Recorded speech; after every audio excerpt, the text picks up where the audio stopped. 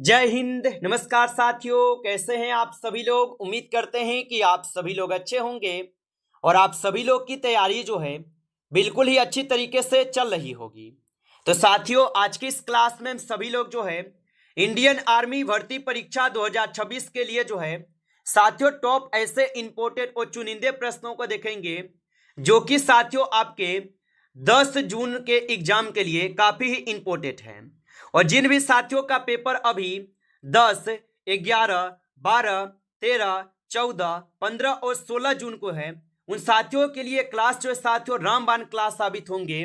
क्योंकि साथियों पिछले जितने भी शिफ्टों में आपके पेपर हुए और एग्जाम हुए और उन शिफ्टों में साथियों जिस पैटर्न से क्वेश्चन पूछे जा रहे हैं और जिस टॉपिक से क्वेश्चन पूछे जा रहे हैं उस टॉपिक्स और उस पैटर्न से साथियों इस क्लास में क्वेश्चन करेंगे।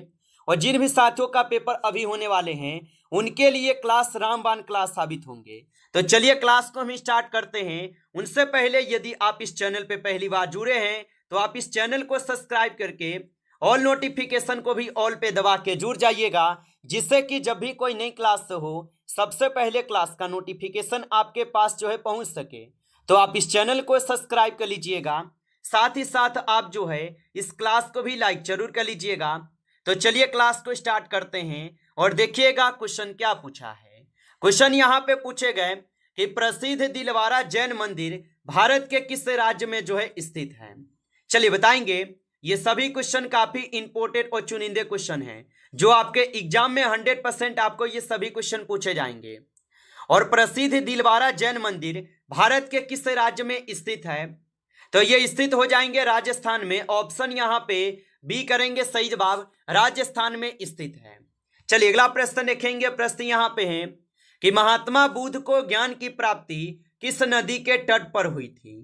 चलिए बताएंगे आप कि महात्मा बुद्ध को ज्ञान की प्राप्ति किस नदी के तट पर हुई थी। तो इनको ज्ञान की प्राप्ति हुए थे निरंजना नदी के तट पर। ऑप्शन ए सही जवाब है, निरंजना नदी के तट पर हुए। चलिए अगला प्रश्न देखेंगे कि संयुक्त राष्ट्र संघ के प्रथम महासचिव कौन थे। तो संयुक्त राष्ट्र संघ के प्रथम महासचिव जो है यहां पे हो जाएंगे कौन। तो ऑप्शन यहां पे सी करेंगे सही जवाब, ऑप्शन सी सही जवाब है। चलिए अगला प्रश्न देखेंगे कि अंतरराष्ट्रीय श्रम संगठन का मुख्यालय कहां स्थित है। चलिए बताइएगा आप कि अंतरराष्ट्रीय श्रम संगठन का जो मुख्यालय है यह स्थित हो जाएंगे आपके कहां पे। तो यह स्थित है जिनेवा में। ऑप्शन डी कीजिएगा, जिनेवा में स्थित होगा। चलिए अगला प्रश्न देखेंगे। प्रश्न यहां पे है कि रेमन मैग्सेसे पुरस्कार पाने वाले प्रथम भारतीय व्यक्ति कौन थे। तो रेमन मैग्सेसे पुरस्कार पाने वाले प्रथम भारतीय व्यक्ति कौन थे। तो याद रखिएगा कि रेमन मैग्सेसे पुरस्कार पाने वाले प्रथम भारतीय व्यक्ति कौन थे। तो यहां पे इस क्वेश्चन का सही जवाब ऑप्शन ए हो जाएंगे, आचार्य विनोबा भावे। ऑप्शन ए यहां पे सही जवाब है। चलिए अगला प्रश्न देखिएगा। यहां पे 6 नंबर क्वेश्चन है कि भारत के किस महान स्वतंत्रता सेनानी को लोकमान्य के उपनाम से भी जाना जाता है। चलिए बताएंगे कि भारत के किस महान स्वतंत्रता सेनानी को लोकमान्य के उपनाम से जाना जाता है। तो ये जाने जाते हैं आपके बाल गंगाधर तिलक को। ऑप्शन ए यहां पे सही जवाब है, बाल गंगाधर तिलक को। चलिए अगला क्वेश्चन देखेंगे यहां पे कि बिहार विभूति के उपनाम से किसे जाना जाता है। चलिए बताइएगा आप लोग कि बिहार विभूति के उपनाम से किसे जाना जाता है।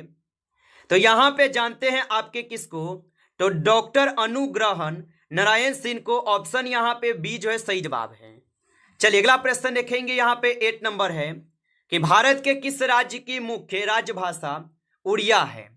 चलिए बताएंगे कि भारत के किस राज्य की मुख्य राजभाषा उड़िया हो जाएंगे। तो ये हो जाएंगे ओडिशा के। ऑप्शन ए सही जवाब है, ओडिशा के होगा।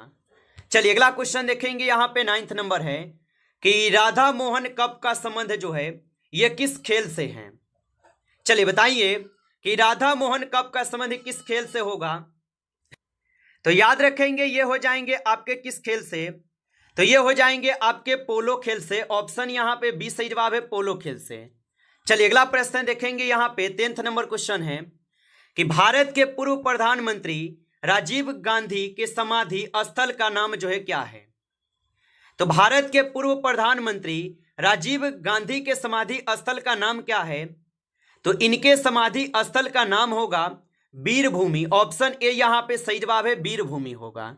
चलिए अगला क्वेश्चन देखेंगे कि ताजमहल जो है ये किस शहर में स्थित है? तो ताजमहल जो है ये आपके आगरा शहर में स्थित है। ऑप्शन यहां पे बी सही जवाब है, आगरा शहर में। चलिए अगला क्वेश्चन यहां पे दिए गए कि पंकज अडवाणी किस खेल से जो है संबंधित है? तो पंकज अडवाणी जो है ये किस खेल से संबंधित होगा? तो ये हो जाएंगे किस खेल से?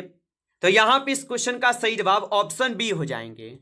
चलिए अगला प्रश्न देखेंगे यहां पे 30 नंबर कि हल्दी घाटी का युद्ध जो है ये किस वर्ष लड़ा गया था? चलिए बताएंगे कि हल्दी घाटी का युद्ध जो है ये किस वर्ष लड़े गए थे? तो ये लड़े गए थे 1576 में। ऑप्शन सी सही जवाब है।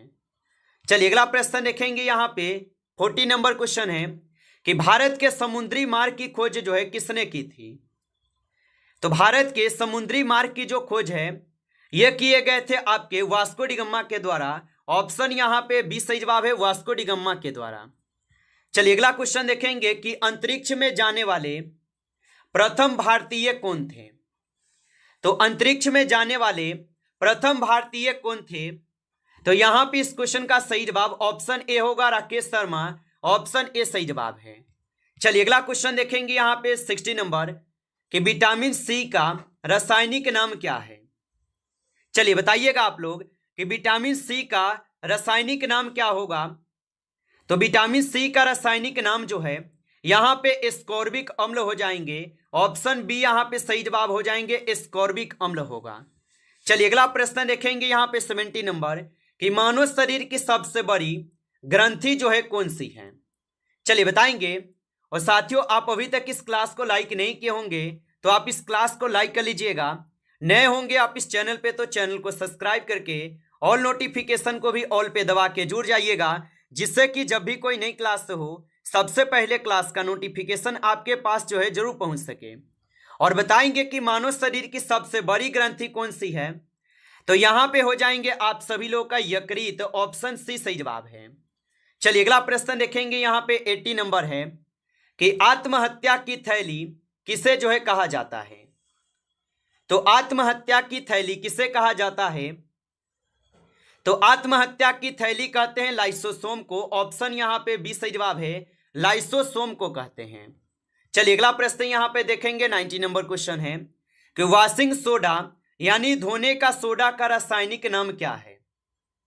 तो वॉशिंग सोडा का रासायनिक नाम जो है यहां पे हो जाएंगे आप सभी लोगों का सोडियम कार्बोनेट। ऑप्शन बी कीजिएगा, सोडियम कार्बोनेट। चलिए अगला प्रश्न देखेंगे कि पत्तियों का हरा रंग निम्नलिखित में से किसके कारण होता है? तो पत्तियों का जो हरा रंग है यह निम्नलिखित में से किसके कारण से होता है? तो ये होते हैं आपके क्लोरोफिल के कारण। ऑप्शन यहां पे बी सही जवाब है, क्लोरोफिल पर्णहरित के कारण। अगला प्रश्न यहां पे दिए गए 21 नंबर कि रेबीज के टीके की खोज जो है किसने की थी? चलिए बताएंगे आप कि रेबीज के टीके की खोज जो है किसने की थी? तो यहां पे इस क्वेश्चन का आप सही जवाब ऑप्शन डी करेंगे। चलिए अगला प्रश्न देखेंगे। प्रश्न यहां पे है कि सोने की शुद्धता को किसमें जो है मापा जाता है? तो सोने की शुद्धता को किसमें मापा जाता है? तो इसको मापे जाते हैं कैरेट में। ऑप्शन ए सही जवाब है, कैरेट में मापे जाते हैं। चलिए अगला क्वेश्चन देखेंगे कि गुब्बारों में कौन सी गैस जो है भरी जाती है जो हवा में उड़ते हैं? तो याद रखेंगे इसमें जो है हीलियम गैस भरे जाते हैं। ऑप्शन सी सही जवाब है, हीलियम गैस। चलिए अगला क्वेश्चन देखेंगे 24 नंबर कि प्रतिरोध का एसआई मात्रक होता है। तो प्रतिरोध का जो मात्रक होता है इसका मात्रक होता है ओम। ऑप्शन यहां पे बी सही जवाब है, ओम हो जाएगा। चलिए अगला प्रश्न देखेंगे यहां पे 25 नंबर कि आंसुओं में कौन सा पदार्थ जो है घुला रहता है? तो आंसुओं में कौन सा पदार्थ घुला रहता है? तो याद रखेंगे सामान्य नमक हो जाएंगे। ऑप्शन ए यहां पे सही जवाब है। चलिए अगला क्वेश्चन देखेंगे कि पोटेशियम का रासायनिक प्रतीक क्या है? तो पोटेशियम का रासायनिक प्रतीक जो है यहां पे आपके के हो जाएंगे। ऑप्शन सी सही जवाब है, के हो जाएंगे। चलिए अगला प्रश्न देखेंगे कि रॉकेट किस सिद्धांत पर जो है कार्य करता है। तो रॉकेट किस सिद्धांत पर कार्य करते हैं? तो रॉकेट जो है ये संवेग संरक्षण के सिद्धांत पे कार्य करते हैं, जो कि ऑप्शन यहां पे सी सही जवाब है, संवेग संरक्षण के सिद्धांत पे। चलिए अगला क्वेश्चन देखेंगे कि द्रव्य अवस्था में पाई जाने वाली एकमात्र यहां पे अधातु जो है कौन सी है? तो द्रव्य अवस्था में पाई जाने वाली एकमात्र अधातु कौन सी है? तो यहां पे हो जाएंगे ब्रोमीन, ऑप्शन बी करेंगे सही जवाब, ब्रोमीन हो जाएगा। चलिए अगला क्वेश्चन देखेंगे कि पीतल जो है ये किन दो धातुओं का मिश्रण है? तो पीतल किन दो धातुओं का मिश्रण होगा? तो पीतल हो जाएंगे तांबा और जस्ता के मिश्रण, ऑप्शन ए सही जवाब है, तांबा और जस्ता के मिश्रण। चलिए अगला क्वेश्चन देखेंगे कि मधुमक्खी पालन के अध्ययन को क्या कहा जाता है? तो मधुमक्खी पालन के अध्ययन को जो है यहां पे क्या कहते हैं? तो इसे कहते हैं एपीकल्चर, ऑप्शन यहां पे बी सही जवाब है, एपीकल्चर कहते हैं। चलिए अगला क्वेश्चन देखेंगे कि वर्ष 1928 में बारदोली सत्याग्रह का नेतृत्व जो है किसने किया था? तो वर्ष 1928 में बारदोली सत्याग्रह का जो नेतृत्व किए, इसका नेतृत्व किए गए थे सरदार वल्लभ भाई पटेल के द्वारा, ऑप्शन यहां पे बी सही जवाब है, सरदार वल्लभ भाई पटेल के द्वारा। चलिए अगला क्वेश्चन देखेंगे, क्वेश्चन यहां पे है कि महात्मा गांधी ने साबरमती आश्रम की स्थापना जो है किस वर्ष की थी? तो महात्मा गांधी ने साबरमती आश्रम की जो स्थापना की है, इनकी स्थापना किए गए थे आपके 1917 में, ऑप्शन यहां पे बी सही जवाब होगा, 1917 में। चलिए अगला प्रश्न देखेंगे, प्रश्न यहां पे है भारत में अस्थायी स्वशासन का जनक जो है किसे कहा जाता है? तो भारत में स्थानीय स्वशासन का जो जनक है यह कहते हैं लॉर्ड रिपन को, ऑप्शन ए सही जवाब है, लॉर्ड रिपन को कहते हैं। चलिए अगला क्वेश्चन देखेंगे कि संविधान सभा के संवैधानिक सलाहकार कौन हैं? तो संविधान सभा के संवैधानिक सलाहकार कौन थे? तो इनके संवैधानिक सलाहकार थे बी एन राव, ऑप्शन यहां पे डी सही जवाब होगा, बी एन राव थे। चलिए अगला क्वेश्चन देखेंगे, भारतीय संविधान के किस भाग को संविधान की आत्मा या मैग्ना कार्टा जो है ना कहा जाता है? तो भारतीय संविधान के किस भाग को संविधान की आत्मा या मैग्ना कार्टा कहा जाता है? तो याद रखेंगे ये कहते हैं भाग 3 को, ऑप्शन यहां पे सी सही जवाब होगा। नमस्कार साथियों, इस क्लास में आपके टॉप 35 क्वेश्चन थे जो काफी इंपॉर्टेंट क्वेश्चन थे। साथियों यदि आपको क्लास अच्छा लगा हो तो आप इस क्लास को लाइक कर लीजिएगा। नए जुड़े हैं आप इस चैनल पे तो चैनल को भी सब्सक्राइब करके ऑल नोटिफिकेशन को भी ऑल पे दबा के जुड़ जाइएगा, जिससे कि जब भी कोई नई क्लास हो सबसे पहले क्लास का नोटिफिकेशन आपके पास जो है पहुंच सके। तो आप इस चैनल को सब्सक्राइब कर लीजिएगा। चलिए फिर मिलते हैं आपसे एक नेक्स्ट टॉपिक के साथ नेक्स्ट क्लास में, तब तक के लिए जय हिंद जय